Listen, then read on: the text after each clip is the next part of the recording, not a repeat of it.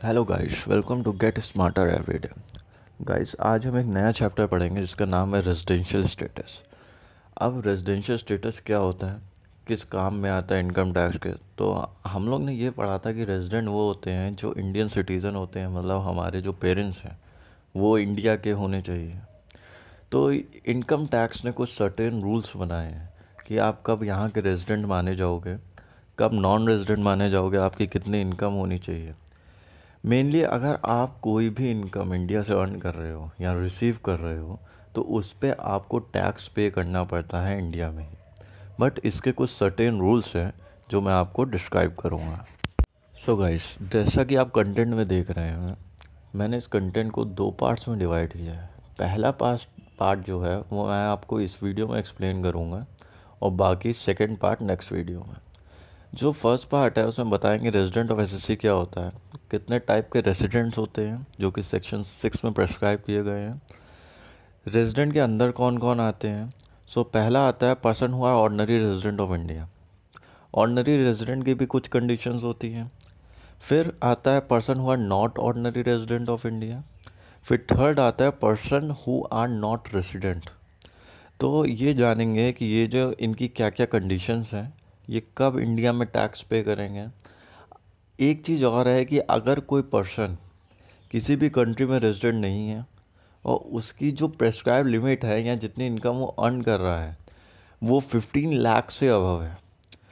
ये 15 लाख से अबव मतलब जब हम टीआई कैलकुलेट करते हैं तो उसमें अदर सोर्सेज को हटा के अगर 50 लाख से ऊपर है तो वो यहाँ का रेजिडेंट डीम किया जाता है, माना जाता है।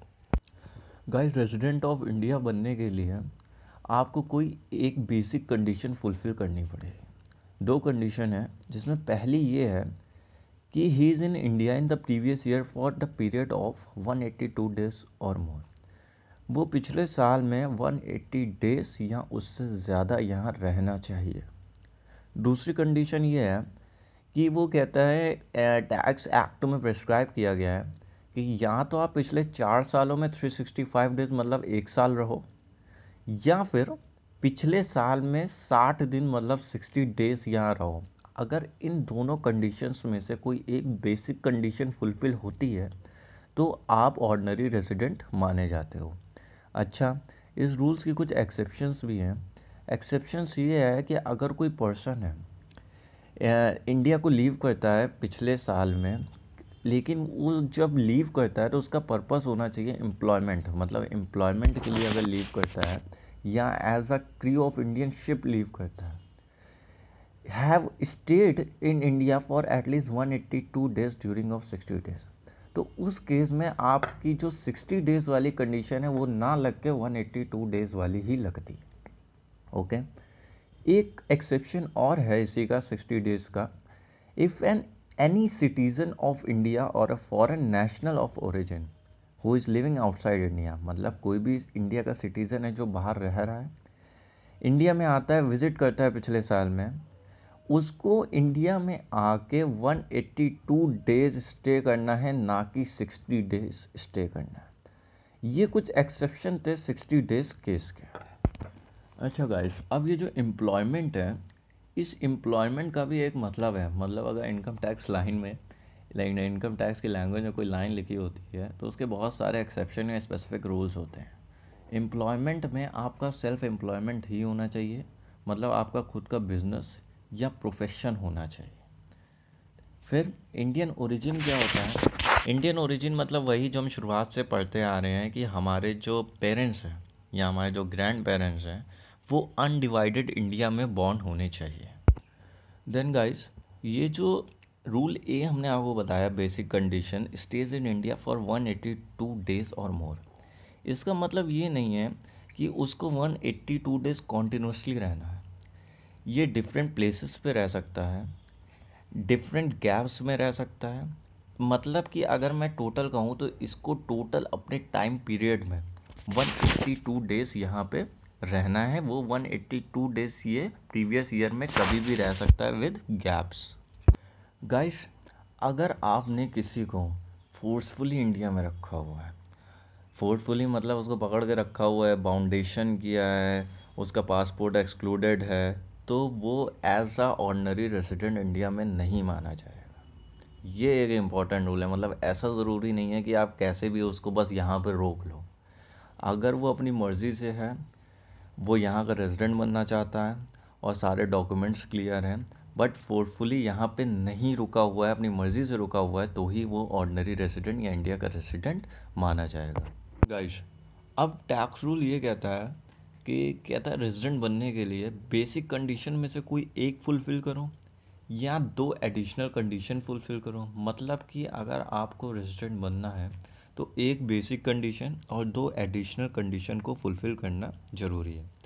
जो हमारी एडिशनल कंडीशन है वो है he has been resident in the India at least 2 out of 10 previous preceding year the relevant previous year.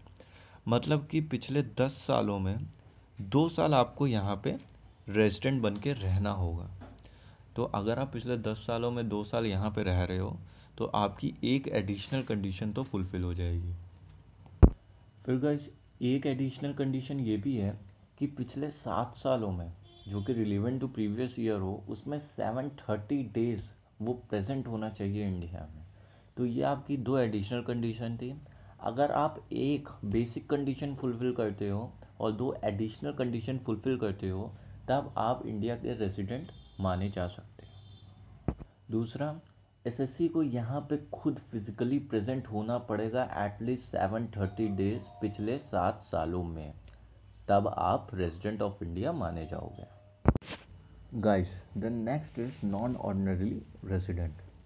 Guys, ये बहुत ज़्यादा इजी है, जो सेक्शन 6 सबसेक्शन 6A में डिफाइन किया गया है। इसमें बस इतना कहता है कि अगर कोई इंडिविजुअल है वो कोई एक बेसिक कंडीशन तो सेटिस्फाइड कर रहा है पर बाकी जो एडिशनल कंडीशन है जो कि प्रेस्क्राइब की गई है उसको सेटिस्फाइड नहीं कर रहा है, तो उसको हम नॉन ऑर्डिनरीली रेजिडेंट बोलेंगे। मतलब कि अगर कोई इंडिविजुअल बेसिक कंडीशन सेटिस्फाई कर रहा है बट एडिशनल कंडीशन नहीं सेटिस्फाइड कर रहा है तो वो इस कैटेगरी में आएगा जो कि सेक्शन 6(6)A में डिस्क्राइब किया गया है। Non-resident is that person who neither fulfills basic condition nor additional conditions. That's why they term as non-resident. मतलब कि अगर कोई पर्सन है वो कोई भी बेसिक कंडीशन और एडिशनल कंडीशन दोनों ही फुलफिल नहीं करता है तो उसको हम नॉन रेसिडेंट बोलेंगे।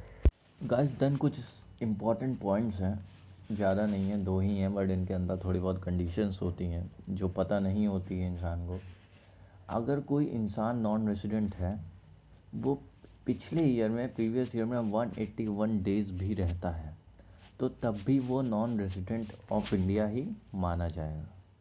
फिर एक कंडीशन ये है कि अगर वो 182 डेज़ के बजाय 120 डेज़ रहता है, 120 डेज़ रहता है और उसकी जो इनकम है अदर सोर्सेस को हटा के वो 15 लाख से ज़्यादा है और वो किसी अदर कंट्री का रेसिडेंट नहीं है तो हम उसको इंडिया का रेसिडेंट मान सकते हैं, डीम्ड कर सकते हैं।